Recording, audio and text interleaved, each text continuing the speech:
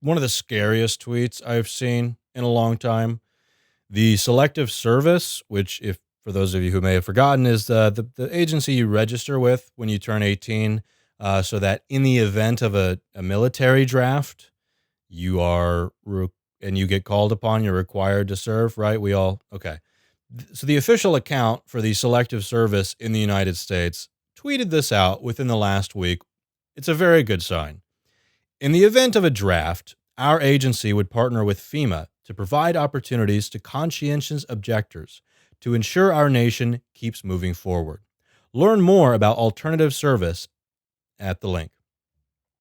So, yeah, it's a perfectly normal week when the official accounts for military agencies are talking about, hey, if we ever bring back the draft, not saying we're going to, just purely random here. If we bring back the draft, here's what would happen if you really didn't want to.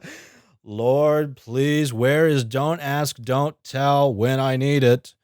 Um, I actually thought like if don't ask, don't tell was still a policy, I feel like I'd have a hard time because I'd probably be in a very weird position where I would have to provide some substantial evidence that I'm gay, because people really tend to not believe me when I say I am now.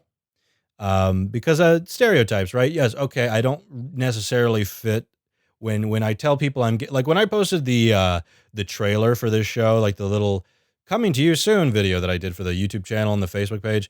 Uh, Overwhelmingly, the comments were like, "Wow, we did not expect your voice to sound like this." And I get it. Listen, I've interacted with people online, and then you actually see them, and it's never really what you expect. And I've listened to like talk shows and radio people, and then you see a picture of them, and the voice a lot of the times doesn't match the image. So I'm not saying it was necessarily about the gay thing, but I have a strong suspicion that simply because people, oh, this is a very loudmouth gay dude on the internet, the voice you expected to hear is not this one. So anyway, just that being said, I feel like if I was drafted in the military and tried using the gay excuse back in the day of don't ask, don't tell, I would probably have to physically provide evidence, which, by the way, I am absolutely willing to do. If what it takes for me to get out of military service for this country is to send some sergeant an OnlyFans link, I am willing to do it.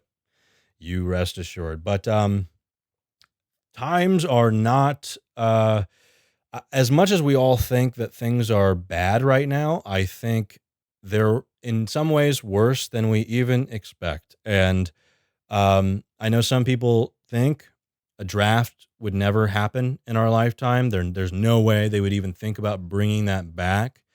We've gone so long without one, and frankly, let's be real. Uh, this government in this country is not super popular among working people, working class people. And so, a lot of people are saying we don't think that they would really do this, but why are they tweeting about it?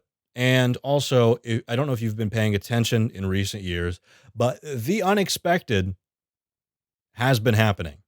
And I think, I don't know what else it would take for us to start expecting the unexpected, especially when we see a tweet that coincides with it a little bit. Uh, I don't know. I think, do I think that they're seriously considering bringing the draft back?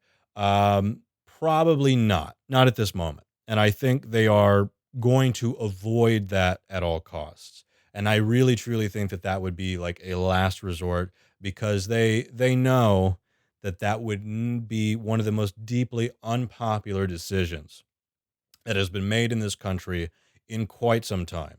And I mean, the fact that the tweet about it is about the conscientious objectors.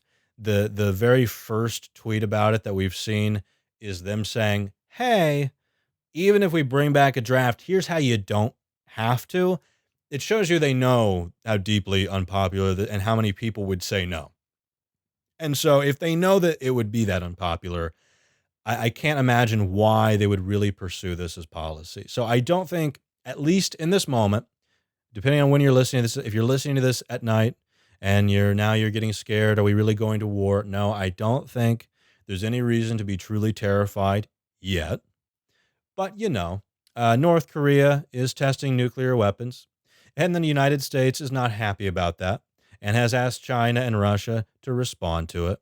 And China and Russia, at this point, up to this point, have very clearly partnered with each other and said, we're kind of tired of the United States telling everybody what to do around the world, and maybe you guys don't have that much leverage anymore with what you're doing. And so, are the conditions, if there were to be a major war anytime soon, would things look the way they currently do? I think you'd be hard pressed to find anyone that would say no to that.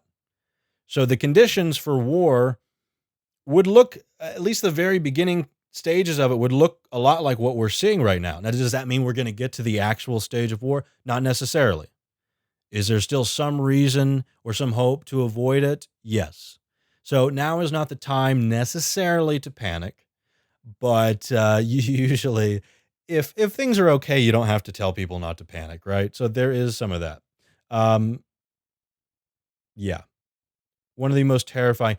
I mean, if they really do get to a point where they bring back the draft, all I can say is history of mental illness. Don't fail me now.